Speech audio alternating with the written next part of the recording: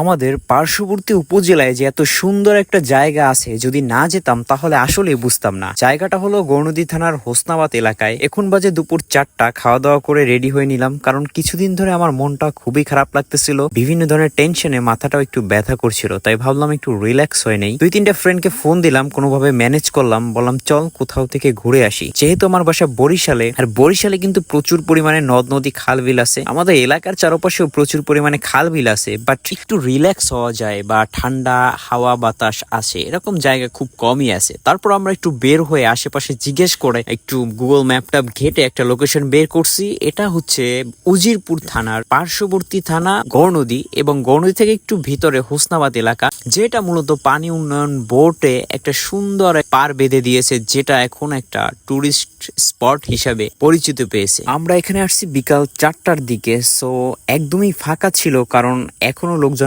আসা শুরু করতেছিল না। তাই আমরা বাইক নিয়ে ভিতরে চলে গেছি এবং আমাদের যে মেইন পয়েন্ট, মানে হোসনাবাদ নদীর পার যে মেইন পয়েন্ট, সেখানে আমরা একদম বাইক নিয়ে চলে গেছি। আর এইখানের পরিবেশটা এত সুন্দর, আসলে অস্থির আকাশের ভিউ পাবেন। নদীর এক পাশে আছে কিছু ফসলি জমি, আর অপর পাশে নদী এবং প্রচুর পরিমাণে বাতাস। আর ছবি তোলার জন্য একদমই পারফেক্ট একটা প্লেস। আপনি যদি ছবি তোলার জন্য আসেন তাহলে অবশ্যই বিকেলবেলা আসতে হবে, কারণ বিকেলবেলা এত জোস জোস ছবি হয়। আমি কয়েকটা ছবি এখানে দিয়ে দিলাম। আর নদীর পাড়ের এই প্লেসটায় বাইক রাইড করতে কিন্তু অনেক জোস লাগে, কিন্তু এখানে একটাই প্রবলেম, সন্ধ্যার পরেই জায়গাটা খুব একটা লোকজন থাকে না, একদম নীরব থাকে। সো যে কোনো ধরনের দুর্ঘটনা হতে পারে। যদি আপনি এখানে আসেন, আমি রিকোয়েস্ট করব রাতে আসবেন না, কারণ এখানে জায়গাটাও নিরাপদ নয় এবং আশেপাশে কোনো ঘরবাড়ি নেই।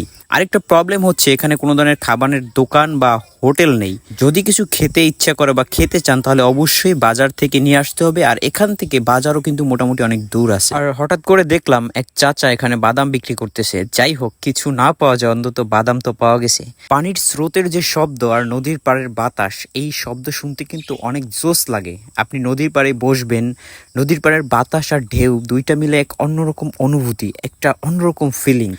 আমরা এখানে বসে সবাই নিজেরা নিজেদের মতো করে সময় কাটাচ্ছিলাম। দূরের কোনো এক প্রান্তে আকাশ হারিয়ে গেছে, নদীর অপর প্রান্তে ছোট একটা চর দেখা যাচ্ছে এবং 2-একটা ঘরবাড়িও আছে। জিজ্ঞেস করে জানতে পারলাম এখানে নাকি জেলেরা বসতি স্থাপন করেছে এবং এই নদীতে ইলিশ মাছও পাওয়া যায়। তাই মোটামুটি ভালোই লোকজন এই চরের মধ্যে বসবাস করতেছে। বলতে বলতে প্রায় সন্ধ্যা হয়ে গেল, আর সন্ধ্যাবেলায় এখান থেকে খুব ভালো একটা সূর্যাস্তের ভিউ পাওয়া যায়, যেটা দেখার জন্য আপনাকে অবশ্যই নদীর একদম পশ্চিম পাশটায় চলে আসতে হবে। এখানে ঘুরতে ঘুরতে একদম সন্ধ্যা হয়ে গেছে, তাই চলে আসলাম একদম নদীর পশ্চিম পাশে, এবং এখানে একটা বসার জায়গা আছে এবং সিঁড়ি আছে, চাইলে আপনি গোসলও করতে পারবেন।